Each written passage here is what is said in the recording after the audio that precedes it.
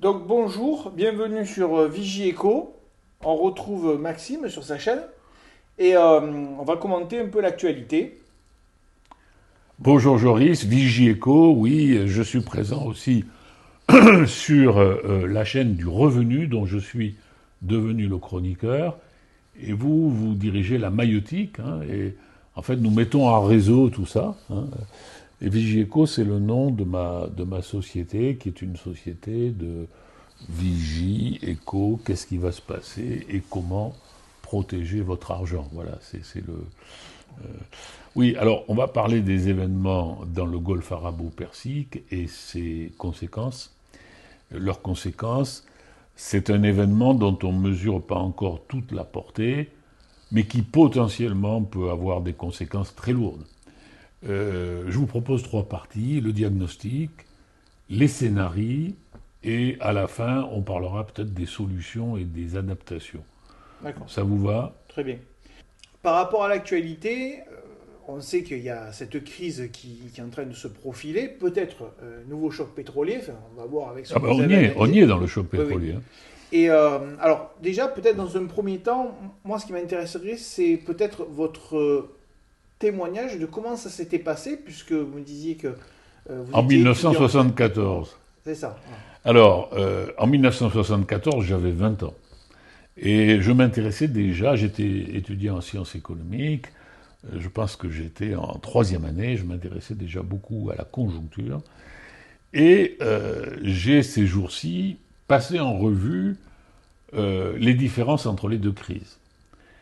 À bien des égards, la crise actuelle est plus grave que celle de 74. Je vais vous le donner avec des chiffres. Savez-vous quelle est la consommation annuelle de pétrole? C'est 100 millions de barils jour. Et là, il nous manque 12 millions de barils jour. Ça veut dire qu'il nous manque 12% du pétrole dont nous avons besoin, et les chiffres sont à peu près les mêmes pour le gaz naturel. Il faudrait ajouter aussi l'engrais, les engrais, avec des risques de pénurie très importantes parce que l'urée ou l'hélium passent par le détroit d'Ormuz et sont bloqués. En 1974, la production était de 60 millions de barils le jour et il nous manquait 6 millions de barils le jour, donc 10%. 10%, c'est un peu moins que 12%. Mais surtout, à l'époque, c'était un embargo. Un embargo, on peut le lever, c'est flexible. Là, on parle tout le temps du détroit d'Ormuz, mais c'est beaucoup plus grave que le détroit d'Ormuz. Il y a eu des destructions de capacités productrices, notamment pour le gaz naturel liquéfié avec le plus grand champ du monde qui a été détruit au Qatar il y a quelques jours. Et ça, c'est irréversible. En tout cas, c'est irréversible à moyen terme. Pour réparer, il faut plusieurs années. Donc, on va revenir sur le détroit d'Ormuz, mais ce n'est pas que le détroit d'Ormuz, c'est aussi les destructions dans le Golfe, dans les pays du Golfe arabo-persique, avec la diminution de la capacité qui en résulte. Un choc inflationniste à coup sûr, mais qui va être particulièrement grave parce qu'il va toucher des produits de base, il va toucher l'énergie et les produits alimentaires, donc avec des risques sociaux très très lourds, et à terme le risque, si le conflit dure, d'une récession mondiale, d'une stagflation mondiale, avec pour les banques centrales une équation impossible à résoudre, l'inflation plus la récession. Alors on n'y est pas encore, hein. Ça dépendra de la longueur du conflit. Ouais, j'ai vu quelque chose d'ailleurs là-dessus, où on disait que la BCE voulait augmenter les taux pour aller contre. Oui, mais alors, pour le moment, alors, les marchés price, comme on dit, deux augmentations de taux de la BCE. Mais en réalité, on n'en sait rien. Et la BCE fera très attention parce qu'elle doit autant faire attention à l'inflation qu'à la récession. Et l'arbitrage entre les deux est impossible, hein, parce que pour une banque centrale, l'un est aussi important que l'autre. Donc, pour le moment, c'est plutôt effectivement un risque d'augmenter les taux d'intérêt à court terme, sachant que les taux d'intérêt à long terme, eux, ils augmentent déjà. Hein. J'ai pas vu le chiffre ce matin, mais nous avons passé la semaine dernière les 3,7, 3,7 et 70 points de spread. Donc les taux augmentent. Alors, par rapport au diagnostic, donc on ne va pas aller trop vite. Vous savez qu'on a un ami commun qui est plutôt au gradé, avec qui j'ai demandé est-ce que l'intervention américaine était justifiée ou est-ce que c'était un peu comme pour la guerre en Irak, un prétexte, comme avec l'histoire des armes de destruction massive. Et il m'a dit que, en fait, l'Iran était vraiment sur le point d'obtenir un uranium. Voilà, c'était ce qui avait été dit. Mais en effet, il y a d'autres sons de cloche. Quoi. Alors, je ne veux pas trop commenter ça parce que je n'ai pas la compétence et surtout, je n'ai pas les sources d'informations que personne n'a d'ailleurs. Hein. Bon, on sait que l'Iran a de l'uranium enrichi à 60%. On sait que pour faire une bombe, il faut 90%. Mais on sait que l'Iran... Alors, on sait qu'on peut très rapidement aller de 60 à 90%. Mais on sait que l'Iran a 60% depuis déjà 20 ans. Donc, je ne sais pas si on peut dire que l'Iran était sur le point d'avoir la bombe. Ce que je crois, c'est que Trump a été incapable de dire pourquoi il fait cette guerre, mais il a suivi Israël. Et qu'il y a probablement des raisons secrètes. Et, bon. Donc, je ne veux pas trop commenter. Ça, c'est le passé, la guerre. Oui, non, c'est le passé, mais disons que par rapport aux auditeurs qui entendent de tout, est-ce qu'on a une information plus fiable que les autres qui a l'air de sortir ? Non, ce qu'on peut dire, c'est que Trump, qui est un personnage incroyablement brouillon, psychotique, on peut dire, a été incapable de dire clairement quels étaient ses buts de guerre. Hein, on ne le sait pas. Donc, pas davantage de commentaires. Hein. D'accord. Vous savez que Trump est dans une posture de plus en plus difficile aux États-Unis. Il a été cassé par la Cour suprême sur les droits de douane. Il a des élections de midterms en novembre. Et dans le milieu des Républicains, l'idée d'une destitution circule. Hein. Et vous savez que sur les décisions qu'il a prises ces derniers jours, il y a des conflits d'intérêts. Il ne cesse de se mettre de l'argent dans la poche et dans la poche de sa famille en liant ses décisions à des intérêts de marché, avec des délits d'initiés. Donc, Trump, attention. Oui, hein. Ouais, parce que moi, l'information que j'ai eue, bon, c'est général, mais il ne faut pas le nommer parce qu'il ne veut pas en parler. Il m'a dit qu'à l'époque, quand ils avaient percuté le sol iranien, ils devaient oui, ils ont détruit ils ont détruit des bunkers. C'est ça que vous dites, hein, ils ont détruit des bunkers. C'est ce qui m'a été dit. Ouais. Mais Trump demande la livre dans les 15 points. Il y a un mémorandum en 15 points. Il n'y a pas vraiment de négociation. Mais dans ce mémorandum en 15 points qui a été transmis au Mollah par le Pakistan, il demande qu'on lui livre le stock d'uranium enrichi. Autrement dit, pour reprendre ce que vous dites, l'attaque sur les bunkers n'a pas permis de détruire l'uranium enrichi. Et ce qui fait que potentiellement... Ça serait ça, quoi. Alors, oui, bon, mais je ne veux pas le commenter parce qu'il paraît que ça fait 20 ans qu'ils ont de l'uranium enrichi à 60%. Ouais. D'accord, bon, c'était pour essayer de voir si on avait une information un peu claire, mais bon, c'est sûr que... Mais les États-Unis d'Amérique, qui ont été un grand pays dans le passé, et qui ont eu des grands présidents. Je pense par exemple au président Eisenhower. C'est un personnage extraordinaire qui a conduit le débarquement en Normandie. Ils étaient capables de parler, ils étaient capables d'expliquer, ils étaient capables de dire des choses justes, et ils étaient capables de négocier. Là maintenant, on a l'impression qu'ils sont dirigés par un fou, quoi. Hein. Enfin, vous voyez, bon, je suis désolé de dire ça, hein, c'est pas mon expertise, mais personne ne sait. D'ailleurs, c'est pour ça qu'on en parle. Pourquoi il y a eu cette guerre dans le golfe arabo-persique. On faisait pareil sur les sujets économiques en France. Il n'y a personne qui essaie de les expliquer. Oui, donc par rapport au diagnostic, est-ce que vous voulez ajouter quelque chose ? Alors, sur le diagnostic, il faut dire qu'il nous manque actuellement 12% de la production mondiale de pétrole et de gaz naturel. Et il faut ajouter qu'il nous manque... à l'échelle mondiale, une part très significative des produits dont on a besoin pour faire des engrais. Et les engrais, c'est les produits alimentaires. Donc, nous allons subir un choc d'offres. Un choc d'offres et un choc de demande. Choc d'offres, c'est-à-dire qu'il va nous manquer des produits essentiels pour développer l'activité, et choc de demande parce qu'il va y avoir une perte de pouvoir d'achat. Ce que je veux faire remarquer, c'est qu'il n'y a pas de solution, même si la guerre s'arrêtait demain, il n'y a pas de solution à court terme. Il faudra... Pourquoi ? Parce que le détroit d'Ormuz est bloqué. Vous savez pourquoi il est bloqué ? Il n'est pas bloqué par des mines. Il est bloqué parce que les bateaux ne sont plus assurés. Parce que la Lloyd de Londres ne sait plus assurer les carcasses, les équipages et les cargaisons. Et si demain la guerre était arrêtée, il faudrait plusieurs mois avant qu'ils soient capables d'assurer. Donc nous sommes, et comme je l'ai dit tout à l'heure, il y a eu des destructions que personne n'est capable d'ailleurs de chiffrer, mais qui ont été significatives, en particulier sur le gaz naturel. Et ça, nous ne le retrouverons pas demain. Donc nous allons subir un choc. Tout le problème, c'est quelle est l'importance de ce choc, et là, on ne peut pas le dire, puisque ça dépend de la durée du conflit.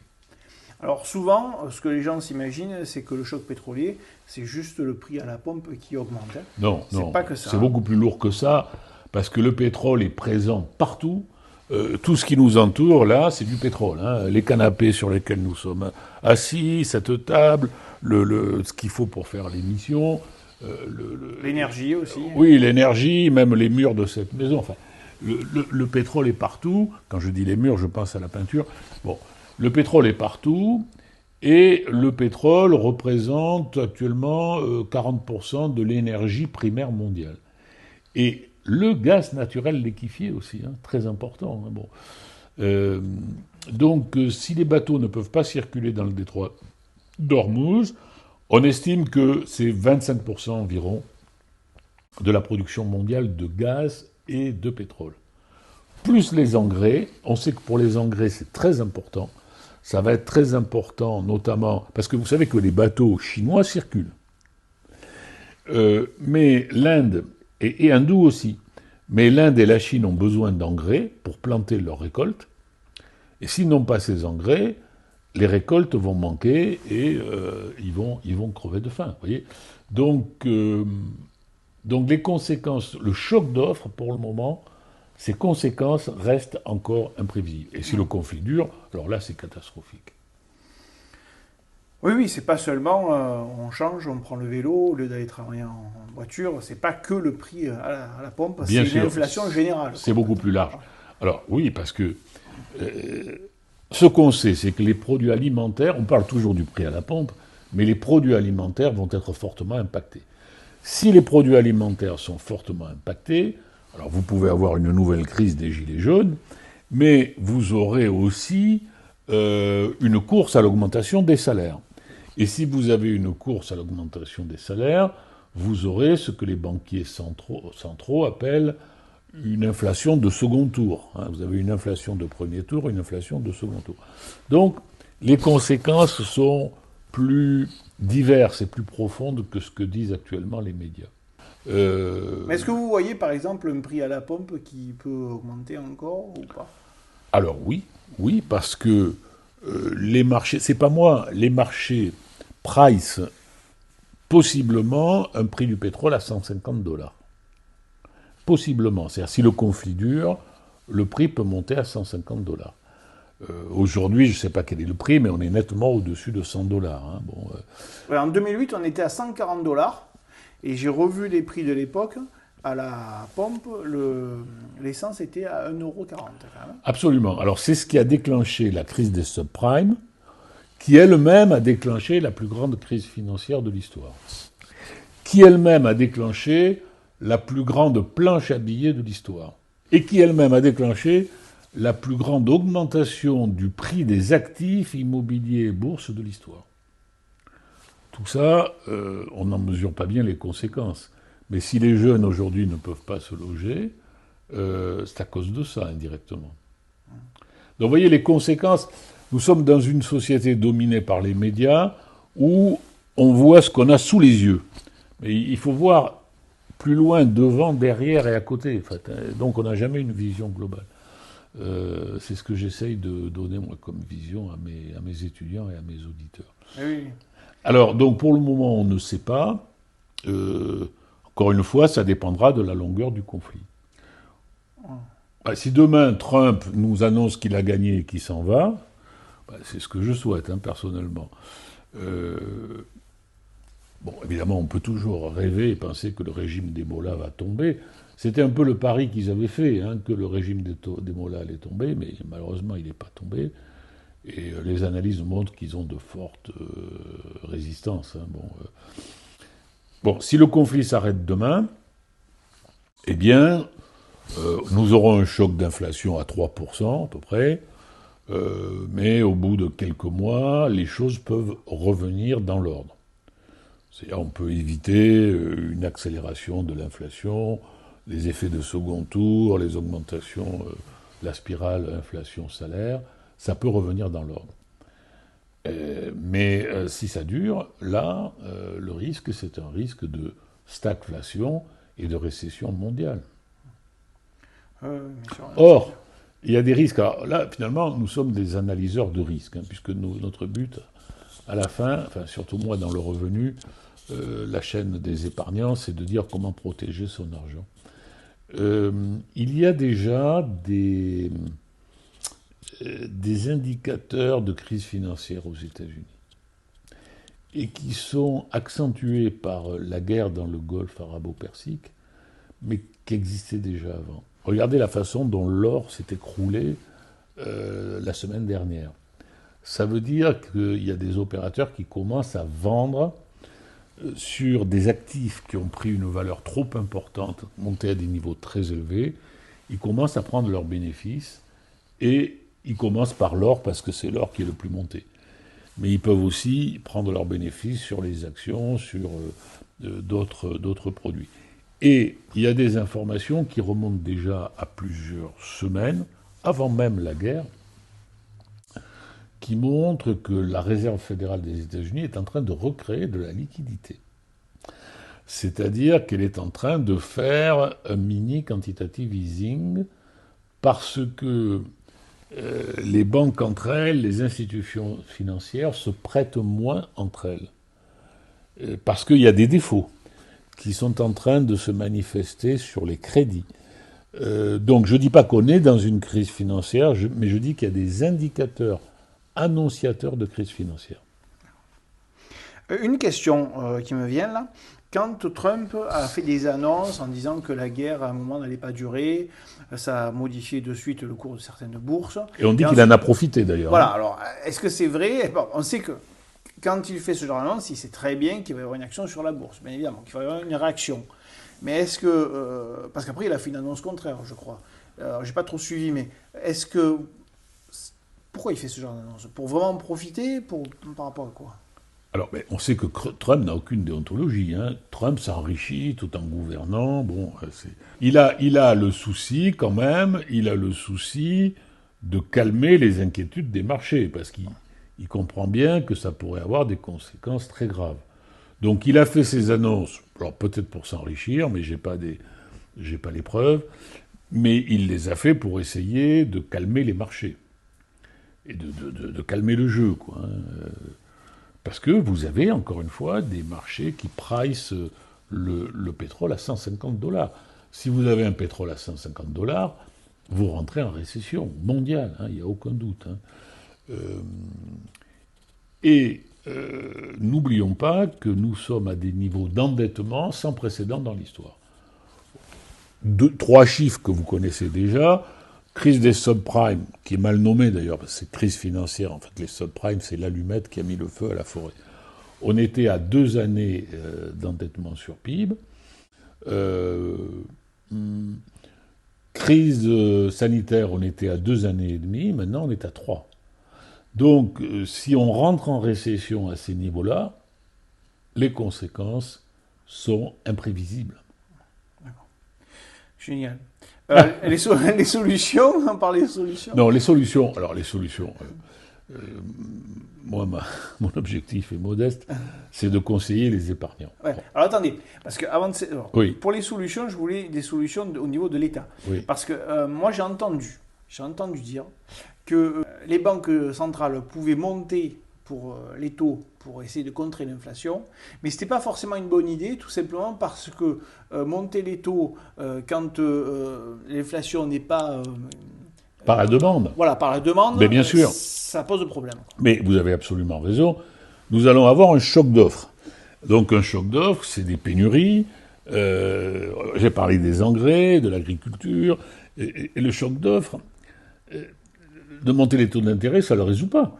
Hein. Si vous avez des pénuries, les prix augmenteront. Bon. Donc il n'y a pas de solution du point de vue des banques centrales. Et puisque vous avez rappelé que je me souviens du choc de 1974, le président Pompidou, qui est mort quelque temps après, a pris 2 mesures. Première mesure, économie massive d'énergie, limitation de vitesse sur les autoroutes.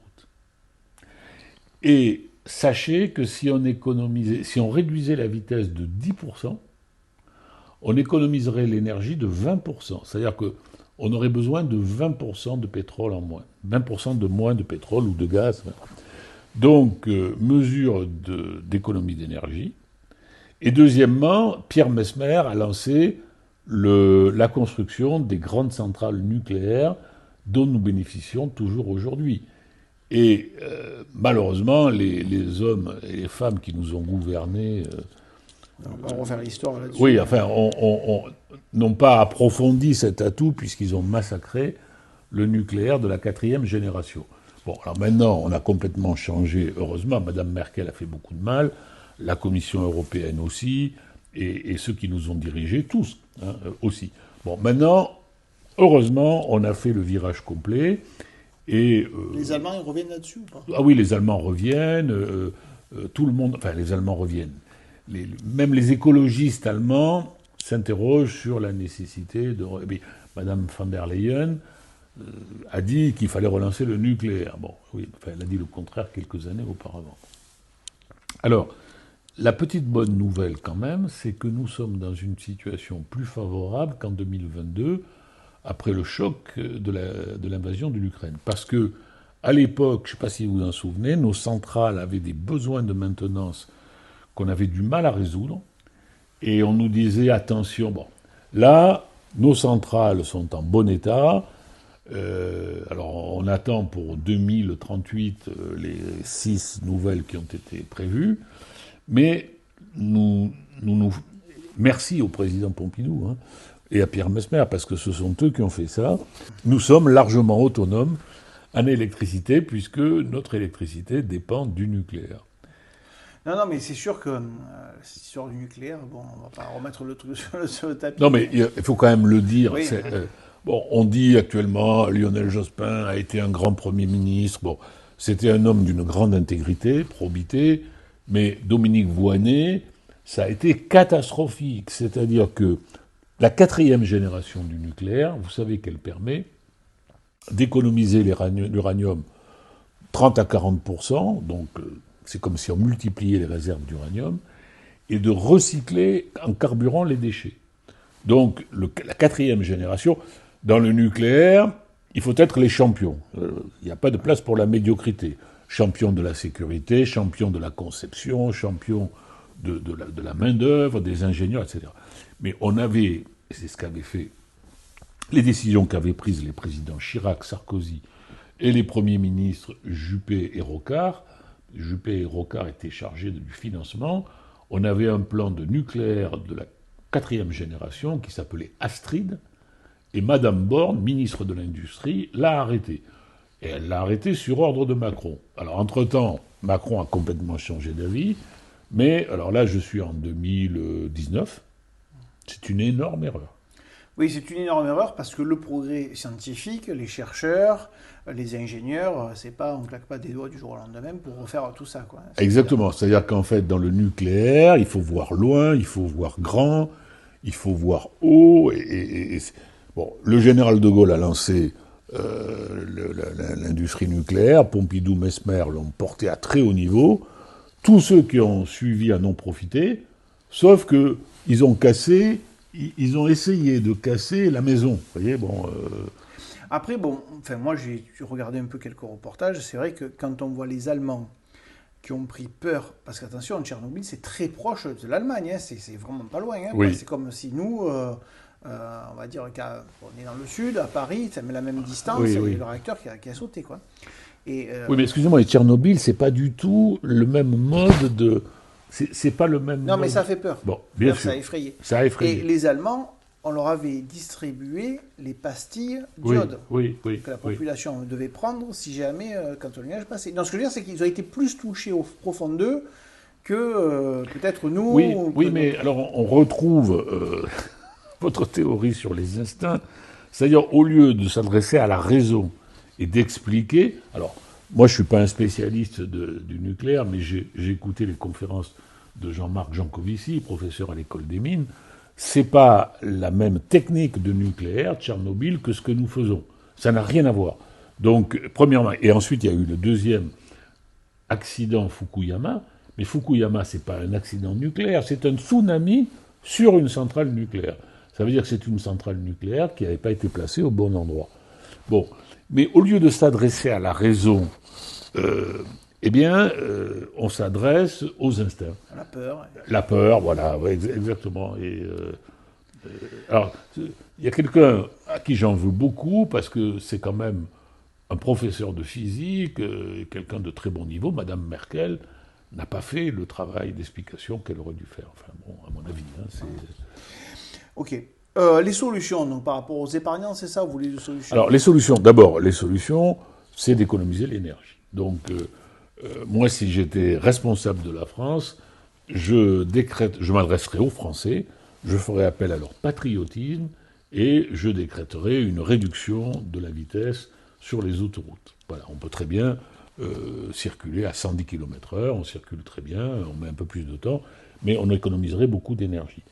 Et je dis patriotisme parce que si nous ne le faisons pas, nous allons nous planter. Hein. C'est-à-dire qu'on va avoir, on risque d'avoir de gros problèmes. Hein. Tout, ça dépend du conflit. Hein. Si le conflit se termine, bon. Alors, c'est vrai que l'histoire de les autoroutes, c'est compliqué toujours, hein, parce que bon, moi, je connais des personnes qui travaillent sur les routes, ou des conducteurs de taxi, par exemple, qui disent que, oui, mais attention, si on baisse la vitesse, on fait moins de clients, et donc, du coup, il faut qu'on compense. Non, mais ce que je veux dire, c'est qu'il n'y a jamais de solution qui convient à tout le monde. Mais, On bien est sûr. d'accord. Alors, vous avez, c'est une question mathématique, vous avez des optimums de premier degré, de deuxième degré. Bon, il faut traiter. Hein, bon. Mais nous n'avons pas d'autre solution que d'économiser l'énergie. Hein. Ou bien, alors on discrimine par le prix, mais à ce moment-là, ben, vous risquez d'avoir les gilets jaunes, vous risquez d'avoir, parce que vous aurez l'énergie et l'alimentation. Ouais, c'est sûr. Hein. Alors, les épargnants, ça, vous les lancez sur Alors quoi? les épargnants, bon, ben, les épargnants, moi je reste sur ma politique, c'est ce que je développe d'ailleurs aujourd'hui dans le numéro du revenu. Je pourrais l'afficher, d'ailleurs, le Euh, numéro du revenu, avec oui, votre article. oui, il est là. Enfin bon, on peut le. Ah, mais je l'afficherai. Bon, c'est de jouer sur la hausse des taux d'intérêt en ouvrant des comptes à terme, si possible par l'intermédiaire de sociétés familiales ou amies, ou directement comme particulier.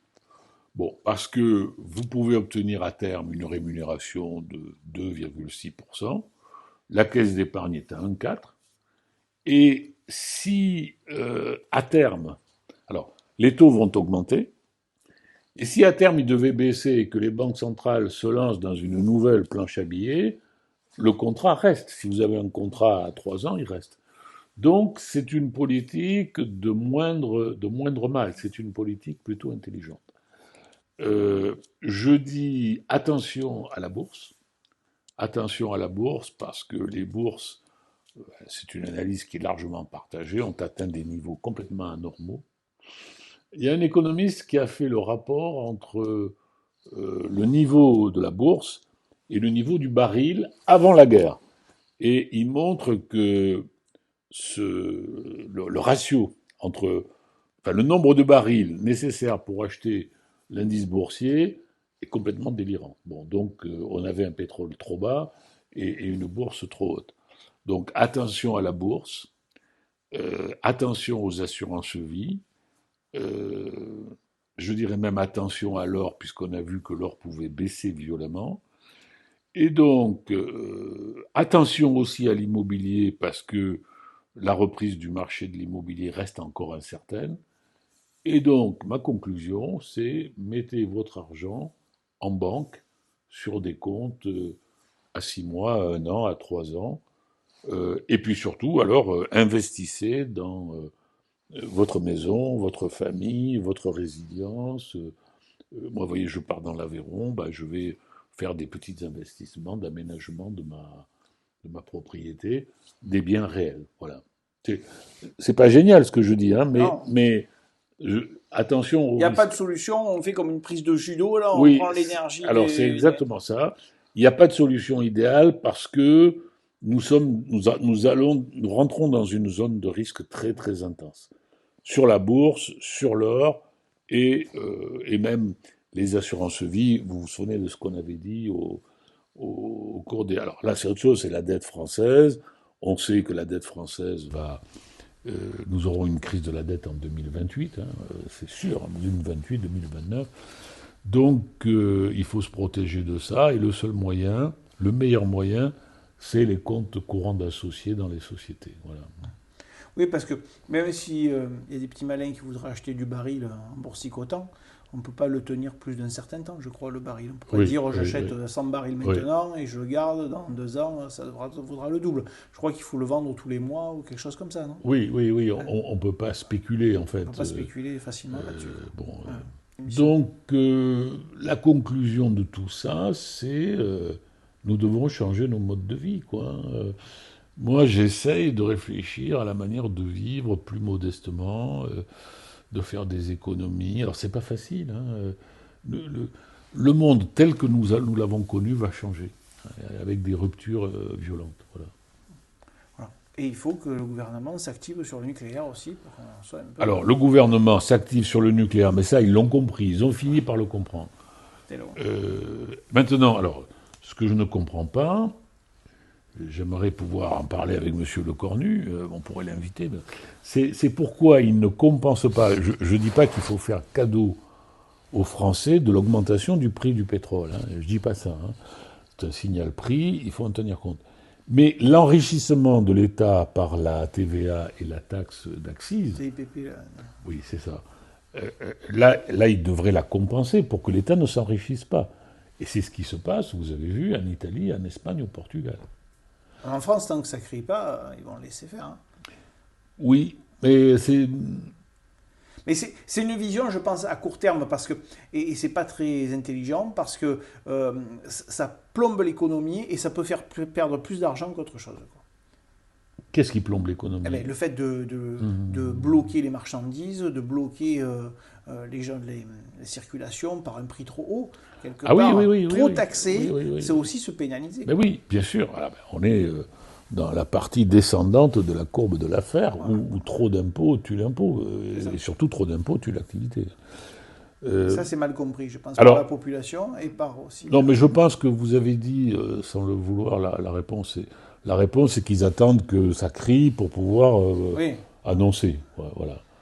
Parce que s'ils l'annoncent maintenant, tout le monde l'aura oublié. Enfin, vous voyez, bon. Mais enfin, vous avez vu que nos voisins baissent un peu oui, mais j'ai vu les ça. taxes. Encore une fois, le prix du pétrole, c'est un signal. Et pour moi, c'est un signal de décarbonation. Mais l'État ne doit pas s'enrichir sur l'augmentation du prix. Vous voyez. Mais en Asie, là, au Vietnam, le litre d'essence, c'est en dessous de 80 centimes Oui. d'euros. Et oui, alors c'est les taxes qui font la différence. Ah ben en France, oui, c'est les taxes qui font la Oui, différence. oui, parce qu'en fait, sur 2 euros, vous avez 50 centimes de prix du baril, et vous avez en gros 20 centimes de transport et de marge. Et en fait, le Tout le reste, reste, c'est les taxes. un 20, un 30, ce sont des Ah, taxes. c'est pas fou. Bon, mais bon courage alors. Hein. Bon, merci Maxime pour cette. On a tout dit, c'est bon? Je crois. Bon, mais merci pour cette émission, Maxime. Et vous retrouvez Maxime, vous le savez, sur le revenu aussi. Oui, Et sur je le mettrai revenu, là nous sommes sur Vigieco, et puis la maïotique aussi reprend, je pense, je fais quelques émissions, je vais faire quelques émissions, et puis je mettrai une partie de cette émission ici pour que vous puissiez nous suivre aussi sur Vigieco quand vous voulez des informations sur l'économie. Merci Joris, et merci à ceux qui nous sont fidèles. Merci.